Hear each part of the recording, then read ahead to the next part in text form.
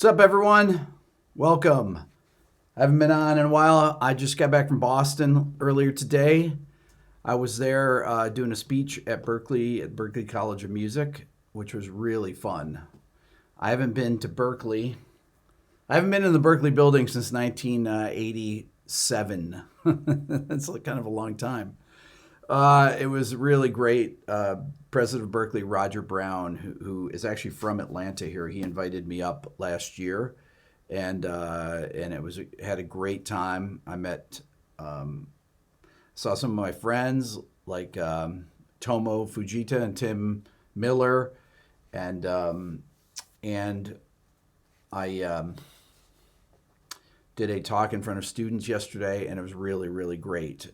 By the way, the discount code for today's live stream is RB206. It's 35% off anything in my store, but you should get the Beato book if you don't have it yet. Definitely check it out. But I'm back and I'm raring to go here. So I have my guitar propped up here, and I want to talk about playing arpeggios, practicing arpeggios. And this goes for any instrument. If I were on the piano, if I were on the saxophone, my bass, anything, this would be the same suggestion here about practicing wrong. Almost everyone I know practices their arpeggios from the bottom up. Okay, so if you're, if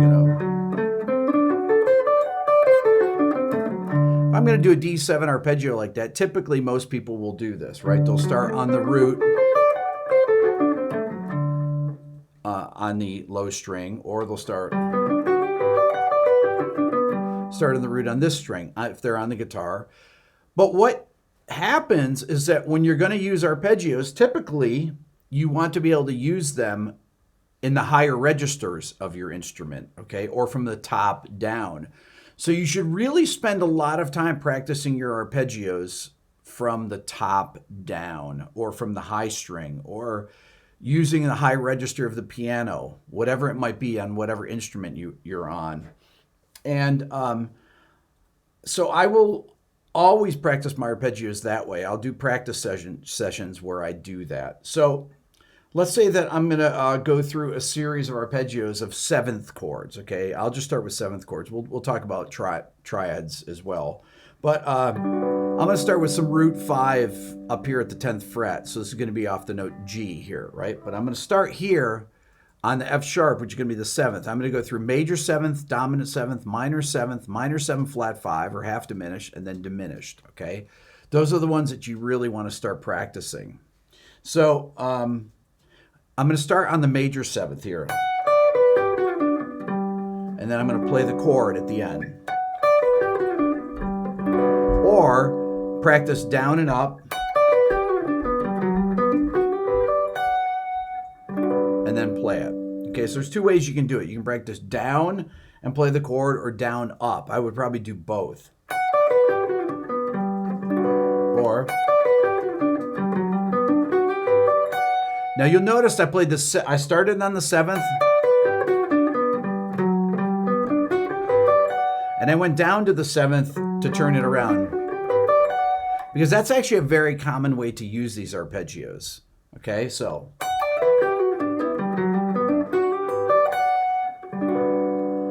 Now I'm going to do the dominant 7th. I'm going to start on the flat 7th. So dominant 7th would be this G7 chord. Okay, so it's going to be. So I use the flat 7 on that time.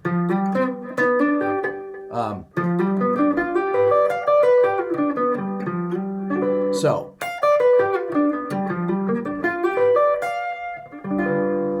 This is on page 275 in the Beato book. Your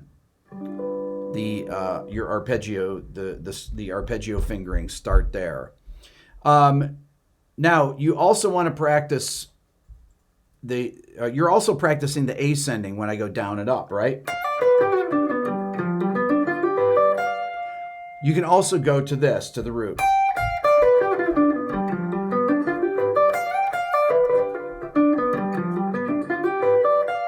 So that would be G7, so that would be that. And then you go to G minor 7. Or start on the root. I like to start on the sevenths though, because these are typically what you would do melodically. You don't want to be starting on the roots of things, okay? It's more interesting to not start on the roots. So I would start on the seventh of all these.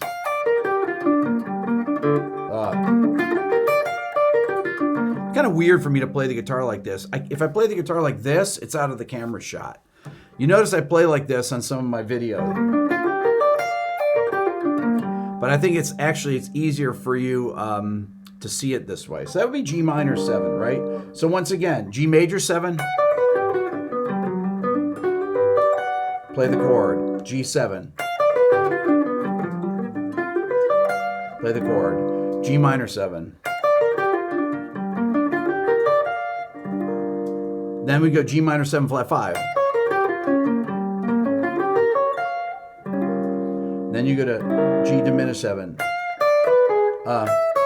So G diminished 7 is going to start on E, which would be F double flat or F flat.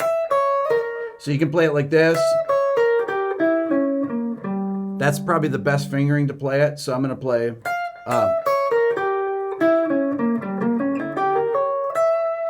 You might want to start with your third finger here, depending if you're up high on the neck like this. But that's typically the fingering I would use. And I play the chord there. So those are typically the ones that you'll need to play. And then you do their straight, major, and minor arpeggios.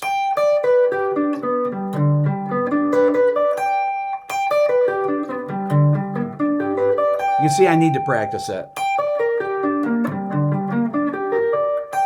That would be G minor. This is G major.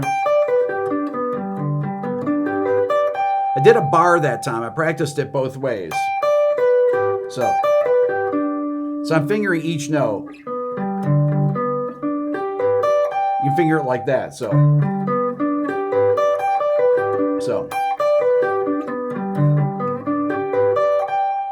I think it's cleaner to play that. That is really like a classical guitar fingering there, right? That's the way that I would play it with no bars. I think it sounds cleaner to do that. Same thing with the minor, no bars. Except for there. But you can play that. I typically will like to only practice with the index finger bar. That's the easiest one to do. So I'm doing these finger replacements, as you can see. The bar, here's my finger, so I go second to third there, so I don't have a bar. If I do that, I don't think it's as clean sounding. Okay, so that's your minor. So major, minor. You can stop on the root if you want. Then you go to major 7th. I fingered it differently. Then dominant 7th.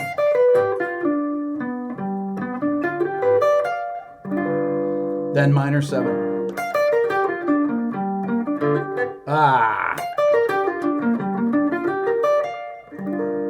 Then half diminished. Then diminished.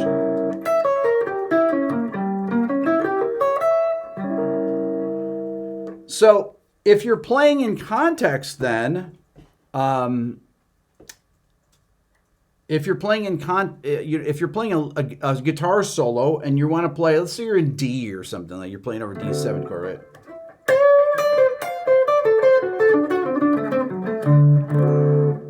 I'm in this area. So I'm playing.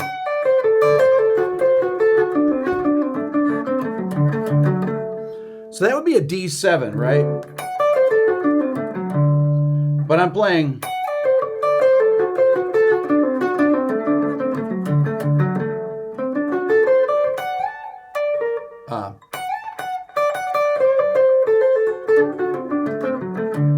There's a really nice D7 lines, right?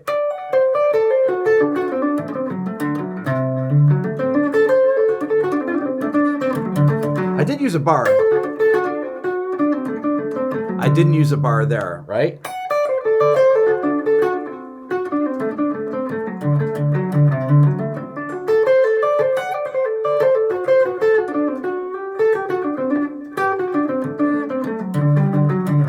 That's D7 with a sus4. Thank you, Francis. Appreciate that.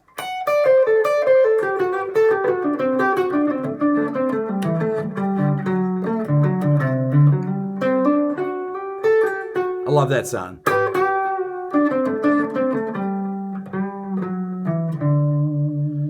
Okay, so the so this is a root 6, would be a root 6 arpeggio. So you're gonna do the same thing. Major. You go to the first available note that's up in this position. So I'm basing it off this D major chord. So you always want to practice root 5 and root 6. Doesn't matter which order you do. So there's your D major. So when I did D major there, you notice I did that finger. I didn't use any bars. So I used 4 to 3. I always like to do that. I always like to practice these things where you're... Levi, what's up, man? Good to see you this time of day. I only talk to Levi when it's 5 o'clock in the morning in England. When we video chat. It's pretty funny. I always call... I'm like, I wonder if Levi's awake. And I'll Skype him. It's 3 in the morning. Yeah, I'm awake, man. Give me a call. It's actually true. You know that's true, Levi, right? Levi has one of my... And anytime Levi is on, those of you that don't know Levi Clay, he has a great YouTube channel. And anytime he's on a live stream, I always click on it because he's doing some transcription or something great. He does live transcriptions all the time, and it's very fun to watch. It's that part of my brain that likes that kind of stuff, that I love watching people do transcriptions. Because usually I'm doing them and I don't like it, and Levi is great at it. I remember one time I texted him. I said Levi, or I video chatted with him. I said, Levi, how do you do the it's 10 p.m. pretty early now. I said, how do you do left hand muting? I was doing the periphery video, and I was doing the intro bass part, and I said, how do you do it on Guitar Pro for bass? And he goes, what song you doing? I said, Absalom by Periphery. He goes, oh, I'll just do it for you. I said, I just need the opening, and I need to know where the, how to do that thing. He goes, I'll just do it to you. I said, no, man, just tell me how to do it. He goes, no, it'll take me about 2 seconds. He's like, literally about 1 minute later, the Guitar Pro, this is before you were here, Billy, I think, wasn't it? Yeah. This is before Billy was here. Literally, the Guitar Pro thing arrived here, and Levi had already done the transcription of it. So, and I still haven't learned how to do the left-hand muting in Guitar Pro because now Billy's here. Do you know how to do that, Billy? Of course, right? Of course he does. Billy's like, of course I do. So Levi, you prevented me from actually learning how to do it, but I appreciated it. Thank you for that. Okay, so.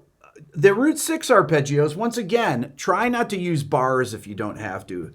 You'll notice people when they're sweep picking, like Frank Gambale, bars all over the place. And that's also great to practice. You should be able to do both. But I like to practice with no barring. It's really something that I got from playing classical guitar. So I used a bar there. I think you can hear the bar.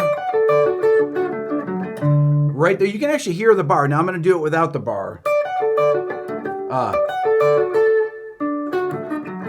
Okay. Okay, if I could play it right.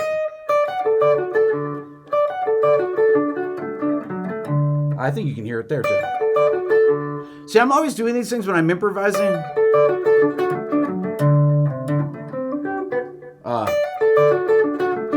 Maybe I do it as a bar. Billy, do I do it as a bar typically? If I'm doing a third descending like that, I'll do that. But if I do it like that, I don't use a bar. If I do a straight,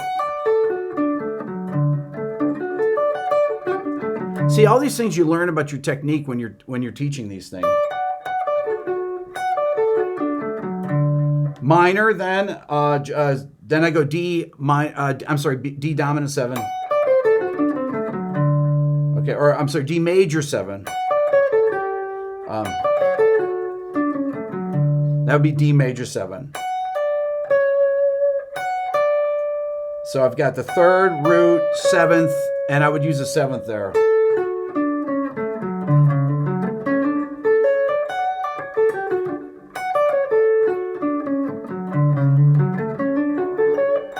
So you got extra notes that you don't have on the root 5, so.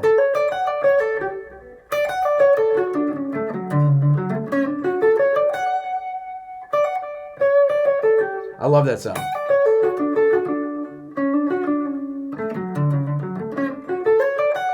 And then your dominant 7.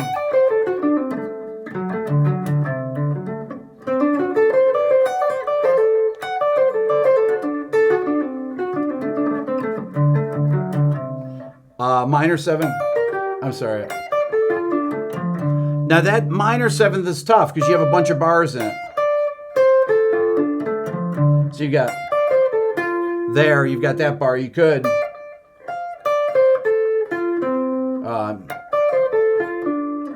I think that's the best way to do it.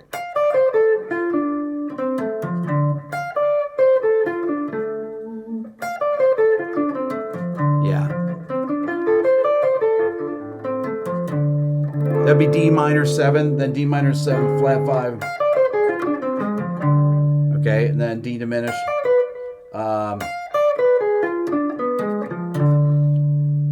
So there's your D diminished 7. So you do major, minor, major 7, dominant 7, minor 7, minor 7 flat 5, diminished 7. Okay? You don't have to do augmented 7s unless you're playing jazz. You're going to you're not going to be playing those kind of things. These are things that typically you would play in solos. If you're playing rock, you're going to add these kind of things in there. So I would always practice these from the top down and do, because I think they're way easier to do. And most people start arpeggios on the root, down low, right? I'm alternate picking them. You can hybrid pick. You can use them with hammer-ons.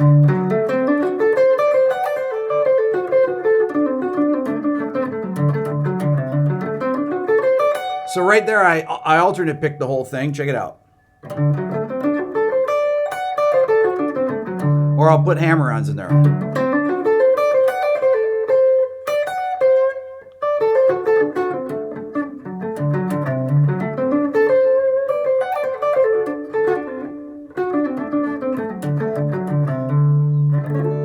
Dominant 7th there.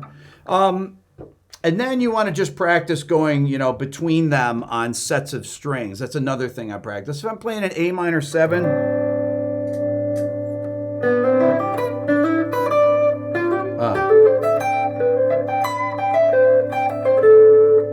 that's really kind of out of tune. That sounds weird. Hold on. Try this again.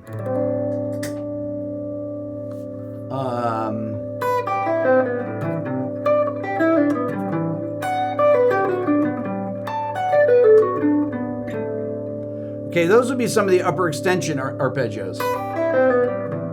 C major 7 over A minor. E minor 7 over A minor. G major 7 over A minor, upper extensions.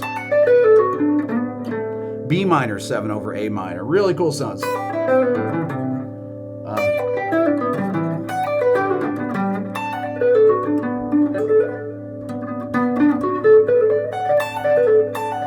Love that.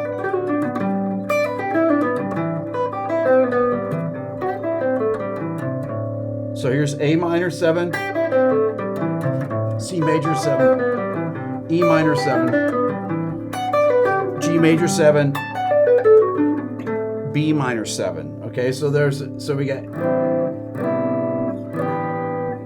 my guitar is way out of tune. Sorry about that, everybody. I'm not sure why. I'm going to put on a headstock tuner. What's that, Billy? Are there new strings put on that one? They're just not stretched out yet? I don't know. That's really weird. There we go. Of course, it's the G string, right? Always, it's a Gibson. Of course, it's G string. RB207, 35% off the Beato book. 206. I'm sorry, RB206. I screwed that up. Here we go. Okay, now it's. Did you guys check that out? What I just did though. Those upper extension arpeggios. That sounded cool, right?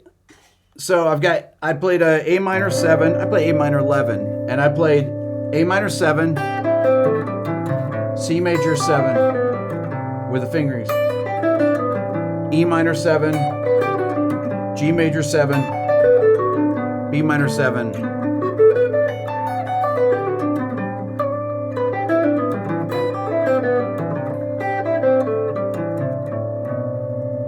Love that sound. Matt says, big shocker, Gibson G string is out of tune. Exactly.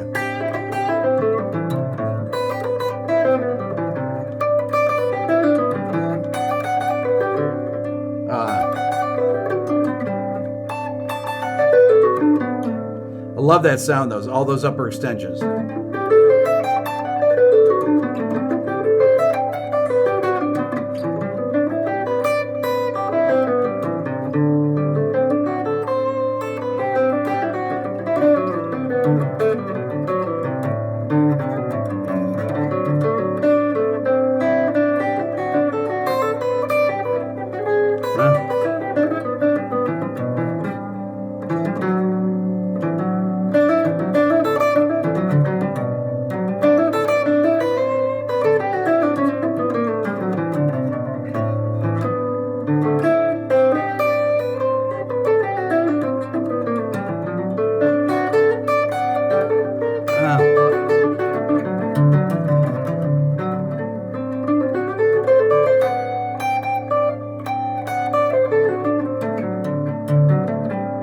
Michael said, sounds a lot like Eric Johnson did, the progressions I'm doing.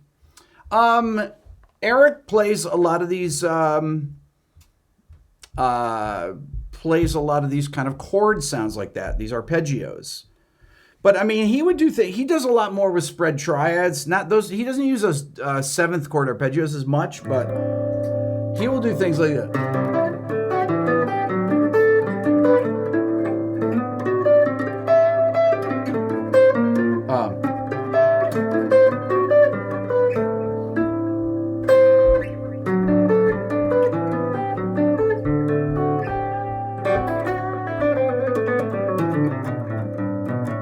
I love those things, right?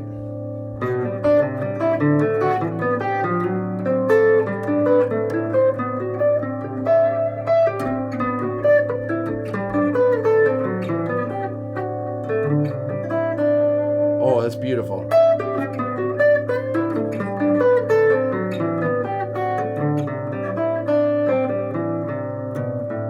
I love that. So yes, I did C major, D major,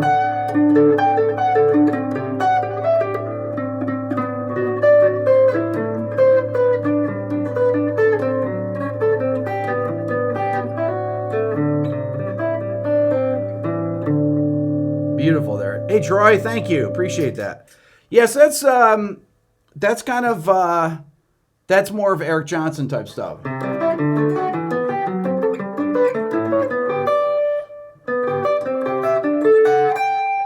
Right? What is it? Is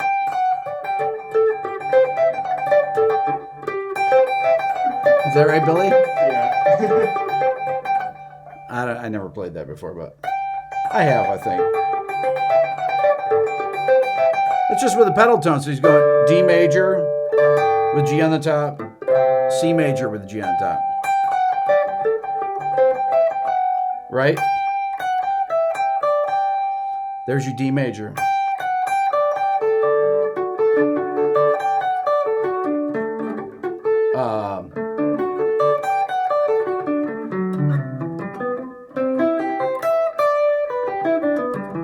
I love those sounds, though. Those are beautiful. All those spread triads and things like that. That's all in my book, too. Just check out the Beato book. It's all in there. All the spread triads, everything. How to practice them, right?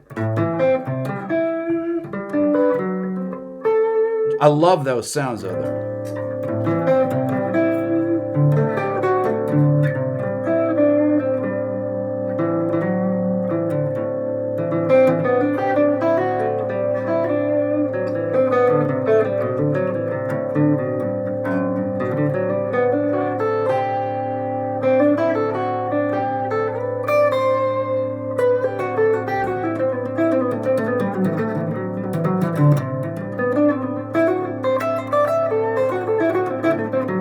There's a minor 7 flat, F sharp minor 7 flat 5 over A minor.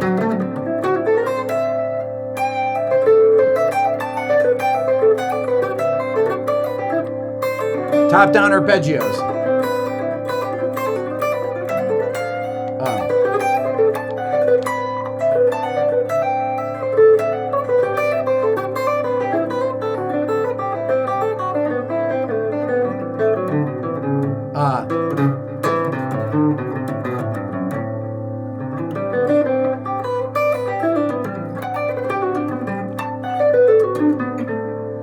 There we go.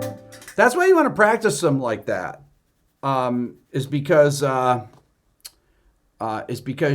typically you're going to play things like, you play these things that are climbing up the high E string, right? The B and E strings or something like that.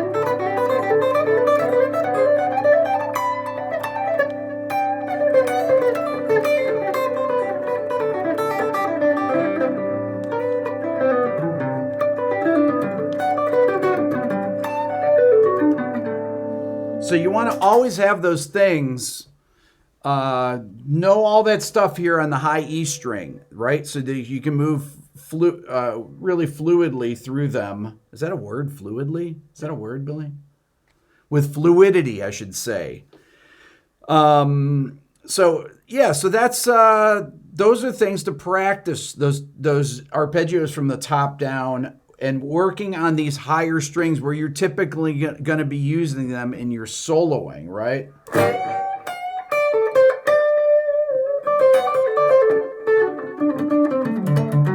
Right there. Because if you're going to be playing, you don't want to always have to go down and up and down, or from low to high. Like everybody does arpeggios the same way. Practice them down. Are these in my book? Yes, they're all in my book. So that's it. I would practice them as well, some of these things with hybrid picking too, right? I just did that with hybrid picking. It's cleaner sounding, isn't it? I got some questions over here.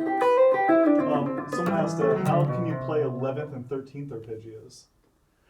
So 11th and 13th arpeggios, you just add those to your arpeggios, right? When I was playing 11th and 13th arpeggios, I was superimposing other arpeggios over there.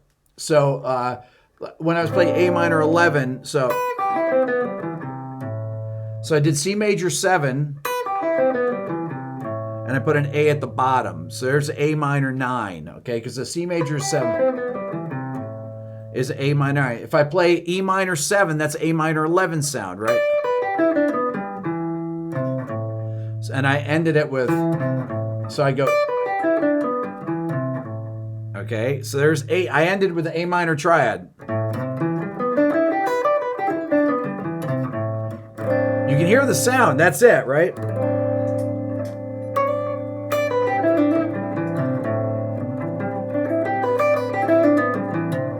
Love that sound.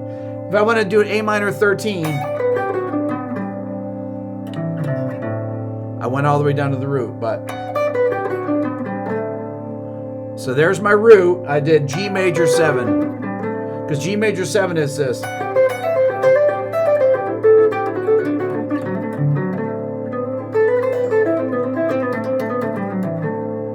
G major 7 is really the extensions, all the extensions of an A minor 13 chord.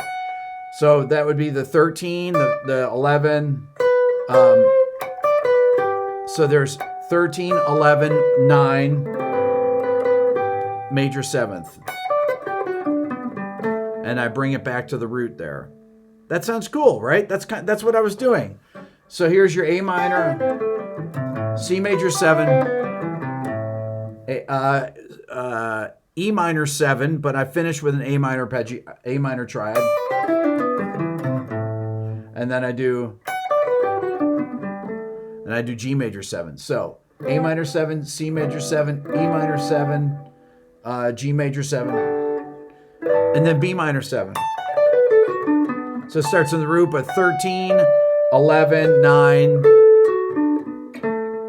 Okay, so that's where all of those arpeggios are. You have to just superimpose these other chords over there. They're chord substitutes. Okay, so what? Billy's laughing. Because I say just do this. Yeah, I have the Electro-Harmonics freeze pedal on. Okay, so they're all my Beato book. All these chord substitutions. You're just layering these other 7th chord arpeggios over them. I'm alternating minor 7, major 7, minor 7th, major 7th. So A minor 7, C major 7th, E minor 7, G major 7, B minor 7. Okay? Would I play this on a warm midtone and delay low midtone? I don't know what that means. Can you explain why G major 7 arpeggio sounds so good over E minor 7? Because it's built off the 3rd of an E minor 7th chord. That's why. Because it's E minor 9 sound.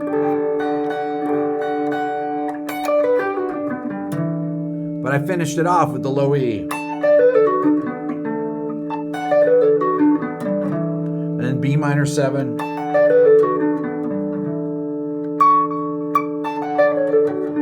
I use D major 7 there, or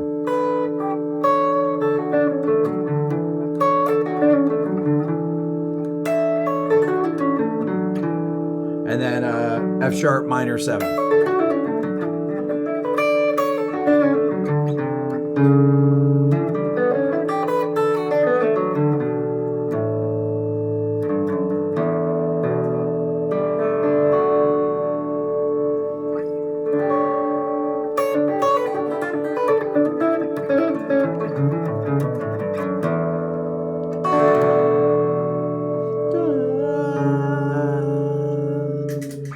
So that's it, everybody. RB206, 35% off the Beato book. Learn your scales, arpeggios. Practice them from the top down. Always. Always, always, always. That's the secret to really being able to improvise on this stuff. You got to be fluid with them in these high registers where you're typically playing your solos. Okay? All right. You guys are the best. Thank you. Did I get everybody's super chat, Billy? Troy, thank you so much. I really appreciate that. Benavides, is that how you say that? Troy, you're awesome. Really appreciate that. All right. We'll see you guys soon.